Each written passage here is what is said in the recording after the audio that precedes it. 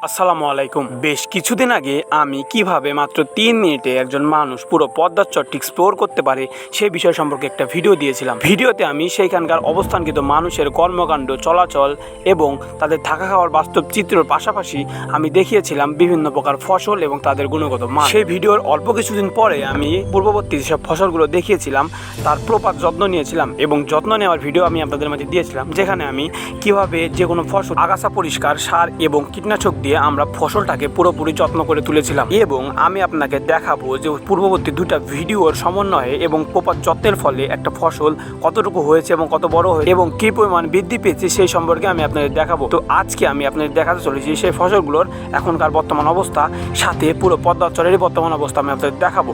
তো চলুন শুরু করা যাক। প্রথমে আপনি দেখতে পাবেন যে আমরা দেখিয়েছিলাম সর্বপ্রথম আমাদের ভিডিওতে যে এই জায়গাটা বিভিন্ন লাউ, কুমড়া এবং মিষ্টি কুমড়া বিভিন্ন কিছু চাষ করা হয়।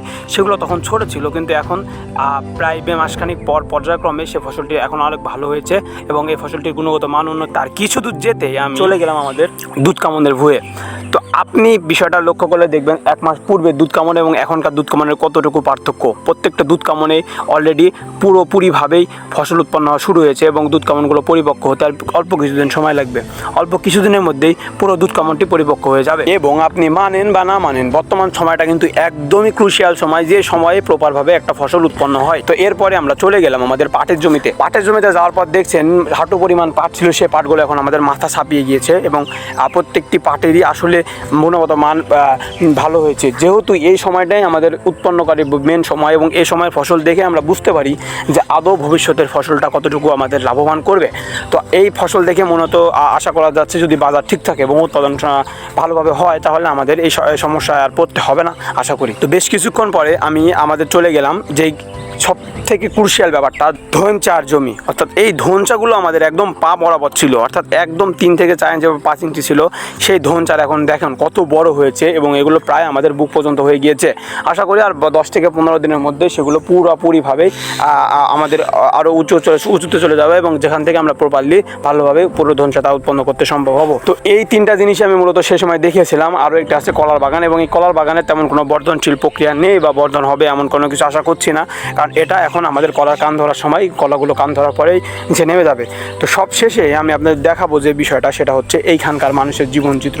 আপনি দেখতে পাচ্ছেন ভালোভাবেই এইখানে বাড়ি রয়েছে 1টা 2টা 3টা 4টা, এমন 3-4টা বাড়ি রয়েছে এবং পুরো শহর জুড়েই এই বাড়িগুলো অবস্থান করছে। আপনি যদি চান এবং ভালোভাবে রেসপন্স করেন আপনারা, তাহলে আমি খুবই শীঘ্রই এই বাড়ির মধ্যে কোন কোন আসবাবপত্র আছে, তারা কীভাবে জীবনযাপন করে, তাদের সারাটা দিন কেমন চলে, পুরোপুরি আমি আপনাদের এক্সপ্লোর করে দেখাবো। আশা করছি আপনারা বুঝতে পারছেন বিষয়টা। উল্লেখ্য 3টা ফসলের বর্তমান অবস্থা দেখানোর পরে আমি সবথেকে গুরুত্বপূর্ণ যে বিষয়টা সেটা দেখবো গ্রাম বাংলার মজার দৃশ্য। আমি বাড়ির দিকে যাওয়ার পথেই আপনি দেখতে পাচ্ছেন যে অনেকগুলো বাচ্চা কাচ্চা এই নদীর মধ্যে গোসল করছে, যেটা এতটাই উপভোগ্য আপনি ধারণাও করতে পারবেন না। যখন আপনি এখানে আসবেন বা আমাদের এই এলাকা পরিভ্রমণ করতে আসবেন, তখন আপনি বুঝতে পারবেন যে এখানকার গুরুত্ব বা মর্ম। তো বাচ্চা কাচ্চাগুলো গোসল করার পরে আপনি আর একটু পাশে দেখতে পাবেন যে আমাদের এইখানে কিছুদিন পরে পানি আসবে। অর্থাৎ পানি আসলেই আমাদের যে নৌকাগুলো পানিতে পৌঁছে গিয়েছিল সেই নৌকাগুলো রিপেয়ার করার কাজ হচ্ছে। রিপেয়ার করার কাজ বলতে যেসব নৌকাগুলো কাঠ বা বিভিন্ন তক্তা পৌঁছে যায় সেগুলো আবার নতুন করে তারা নতুনভাবে লাগায়। এতে আমাদের পূর্ববর্তী নৌকাটি ভালোভাবে সচলভাবে চলতে আমাদের জন্য অনেক উপকারী হয়। তো সব কথা শেষে আমরা যে বিষয়টি খুব স্পষ্টভাবে বুঝতে পারি সেটা হচ্ছে আমাদের এই যে বর্তমান সময়, এই সময়টার দেখেই মূলত একটা ফসলের গুণগত মান আমরা বুঝতে পারবো এবং ধারণা করতে পারবো। তো সব মিলিয়ে আজকে ভিডিও এটা। আশা করি আমি পরবর্তীতে যেসব ভিডিওগুলো দিব সেগুলো আমাদের ঘরে ফসল নিয়ে যাওয়ার সময়, এবং সে পর্যন্ত আপনারা অপেক্ষা করেন, আমি অপেক্ষা করছি এবং আপনারা পাশে থাকেন। আর ওই যে কথা, আমি কিন্তু আপনারা চাইলে আমি কিন্তু পুরো ঘর এবং ঘরের ভিতরে মানুষজনের কাহিনী আমি আপনার সামনে এক্সপ্লোর করব। তো দেখা যাচ্ছে পরে কোনো ভিডিওতে, ততক্ষণ সাথে থাকবেন।